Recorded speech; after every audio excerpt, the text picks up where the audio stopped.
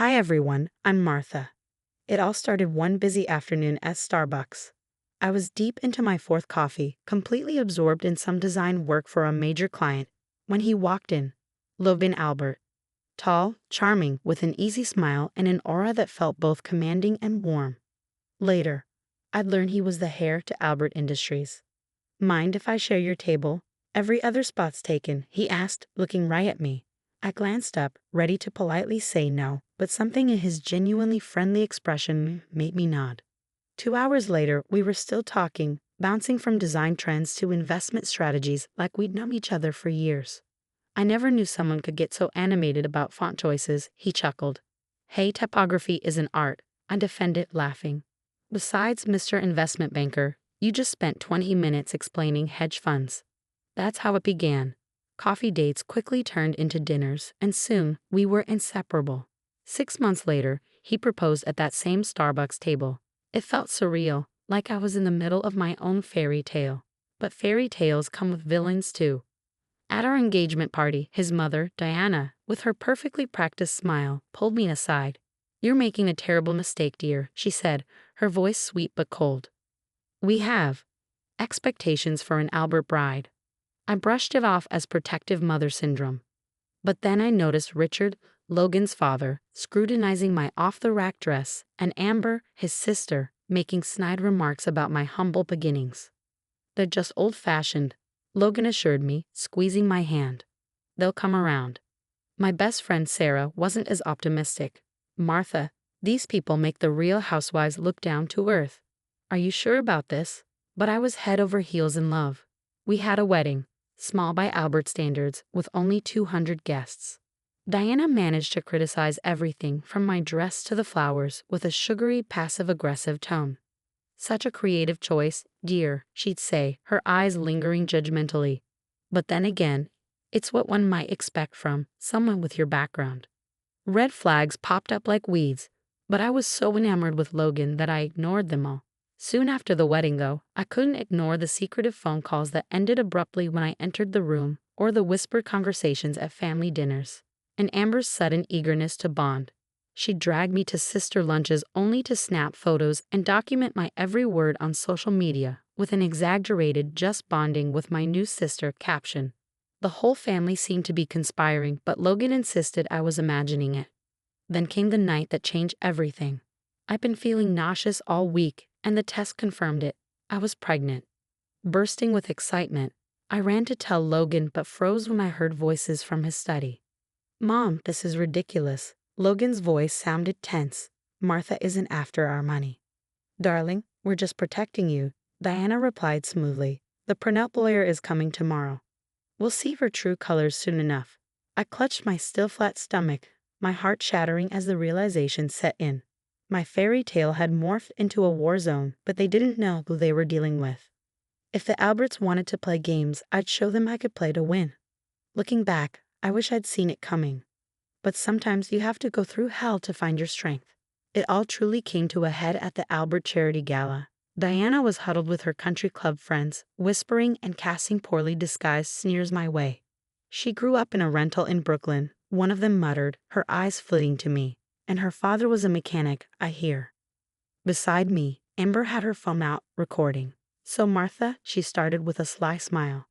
Logan's really spoiling you, huh? Those designers must have cost a fortune. Actually, I bought these myself, I said firmly, keeping my voice steady. My design business is doing well. Later, at a family dinner, I heard a heavily edited version of that conversation played back, making me sound like a gold digger. The pressure was relentless. Between morning sickness and the constant tension, I was losing weight, barely holding it together. And then the worst happened. One night, I felt a sharp pain and knew something was terribly wrong.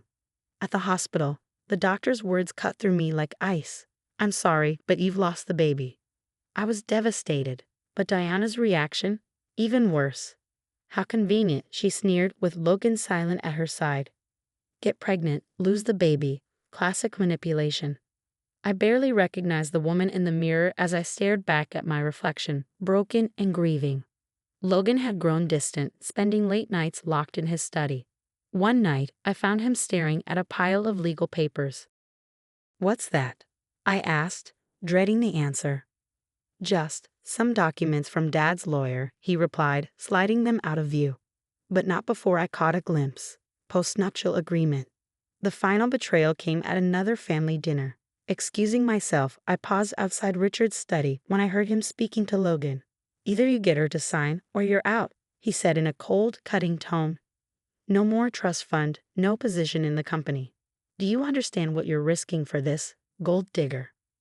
"Dad, she's my wife," Logan argued weakly. "She's not. She's destroying everything we've built." Richard shot back. "Do you know she's been looking into our business records?" I had been trying to understand why our joint accounts showed mysterious transfers, but they twisted even that. "Just handle it, son, before she ruins us." When I got home that night, Logan was waiting, papers in hand. "They're just protecting our interests, Martha," he said. "Our interests?" I shot back. "Or their control." He sighed, frustrated. "You don't understand how things work in our world." "Oh, I understand perfectly," I said, anger building. "I understand your family has been planning this since day one. Amber has been editing our conversations. Your mother's been spreading lies. They're trying to protect you, you say. From what, Logan? The woman who loves you. Or from having to think for yourself?" He looked stunned as I turned and walked away, my mind racing. They wanted to play dirty. Fine, but they've forgotten something crucial. I hadn't survived on my own all these years by being naive. It was time to show the Alberts exactly who they were dealing with. And I had just the plan to bring their perfect little facade crumbling down. Sarah's engagement party was the perfect hunting ground. I watched Amber knock back her fourth martini, her guard slipping with every sip. She cornered Sarah near the restroom, not noticing my phone, propped up behind a vase, recording every word. "You should have seen her face when she lost the baby," Amber sneered, her voice dripping with mockery. "Such a failed scheme. We've been working for months to get her out. Diana's brilliance, spreading those rumors, making her look unstable. And the recordings? Please, child's play. A few clever edits, and suddenly Miss Perfect sounds like a gold-digging witch. Logan is finally seeing her true colors." My hands shook as I retrieved my phone, but I knew this was just the beginning. Late one night at my design studio, while updating the Albert Industries website, I noticed something odd. Diana's digital signature on wire transfers to offshore accounts disguised under employee names. I tracked down Marcus, the former CFO, and his face went pale when I showed him the transfers. "She fired us all," he muttered, gripping his coffee cup tightly. "Claimed we were stealing. I tried to fight it, kept copies of everything." "I need those copies, Marcus." Working with Richard's biggest competitor, Robert Chen, was almost too easy. He'd been waiting years for dirt on the Alberts. "They destroyed my first company through insider trading," he admitted, sliding a USB drive across the table. "Everything's here, dates, accounts, recorded threats. But they're untouchable. Unless," I prompted. "Unless someone knows exactly where to look," he replied. Over the next few nights, I meticulously built my case, pretending to consider the postnuptial agreement while gathering evidence. Diana's embezzlement, Richard's insider trading, Amber's doctored recordings alongside the originals. Then, one evening, Logan found my laptop open. "What is this?" he asked, staring at the files.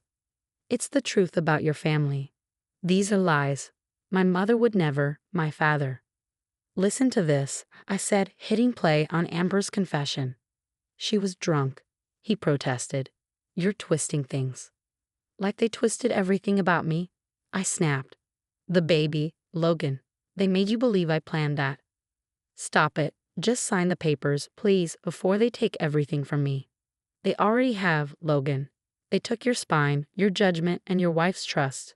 But I'm done being their victim." The final piece came from Marcus, internal emails proving that Diana had systematically framed and fired employees to cover her embezzlement. The pieces were all there, a perfect trap ready to spring. "I'll sign your papers," I told Logan that night. "On one condition, a family dinner, one last time." He agreed, visibly relieved. Poor Logan, always choosing the easy path. But tomorrow's dinner would change everything. I'd invited a few special guests: Marcus, Robert Chen, and most importantly, the FBI's white-collar crime division. "Let Diana serve her overpriced wine," Let Richard make his condescending toasts. Let Amber record every moment, because this time, I was orchestrating the show. And their grand finale was going to be spectacular. The Albert dining room had never felt so tense. Diana raised her glass, the practiced smile on her face, to family and new beginnings. Perfect timing, Diana, I interjected, setting down my glass. Let's talk about beginnings and endings. At that moment, the doorbell rang. Amber jumped, looking around nervously. We weren't expecting anyone else. Actually, I took the liberty of inviting a few guests, I said. Marcus walked in first, followed by Robert Chen, and then 2 FBI agents. Diana's wine glass slipped from her hand, red wine staining her pristine tablecloth. What is the meaning of this? She demanded, her mask cracking. Show them, Marcus. He opened his laptop, projecting documents onto the dining room wall. Wire transfers, forged signatures, fraudulent terminations, all linking back to Diana's private accounts. You framed innocent people, destroyed their lives to cover your embezzlement. These documents are stolen. Diana screeched. This is slander. One FBI agent stepped forward calmly. Actually, ma'am, these documents were legally obtained through a federal investigation. Richard's face turned purple. I'll have your badge for this. Sit down, Richard, Robert Chen said with a smirk. The SEC is very interested in those insider trading deals you used to crush my company. The evidence is quite compelling. Amber lunged for her phone, desperate to salvage any part of their plan. But Sarah was quicker, holding up the phone Amber thought she'd hidden. Looking for this. Sarah pressed play, and Amber's original, unedited recordings filled the room. Funny how different things sound without your creative editing, Sarah remarked. You planned this, Logan whispered, his face stricken. No, Logan. Your family planned their own destruction, I replied calmly. I just made sure they faced the consequences. The next hours were utter chaos. FBI agents searched the house as reporters gathered outside, cameras flashing. Diana was led away in handcuffs, screaming about family loyalty. 1 month later, Albert Industries faced a hostile takeover by Chen Enterprises. Marcus's whistleblower lawsuit exposed years of tax evasion, and the evidence was insurmountable. Logan showed up at my new office, looking haunted. They're saying we'll lose everything. The company, the houses, even Mom's precious social standing. I should have listened to you. Yes, I said, sliding the divorce papers across the desk. You should have. 1 year later, my design firm is thriving. I even bought the building of that Starbucks where Logan and I first met. My latest campaign just won a national award, and Sarah now heads our digital division. Last week, I ran into Amber. She was working as a barista. Diana and Richard are awaiting trial, their assets frozen. Logan, he's living in a cramped studio, learning what real work means. Yesterday, Diana's lawyer called, saying they wanted to make amends now that their society friends have turned their backs. Please tell Diana that, like her offshore accounts, I've transferred all my concern for the Alberts elsewhere. I replied before hanging up. Now I'm back at my desk, designing plans for my new beach house. The view is spectacular, though not quite as satisfying as watching karma catch up to those who thought they were untouchable. Some people think revenge is best served cold. I think it's best served with perfect timing, irrefutable evidence, and just a touch of poetic justice. The Alberts thought they could break me, but instead I broke their empire, all by using their own arrogance against them. Now, if you'll excuse me, I have a sunset to watch from my infinity pool. Amazing what you can afford when you're not paying for someone else's karma. What would you do if you discovered your in-laws weren't just toxic, but criminals using wealth and status to ruin lives? Would you have exposed them immediately, risking everything, or gathered evidence methodically, like Martha, to ensure justice? Share your thoughts in the comments below.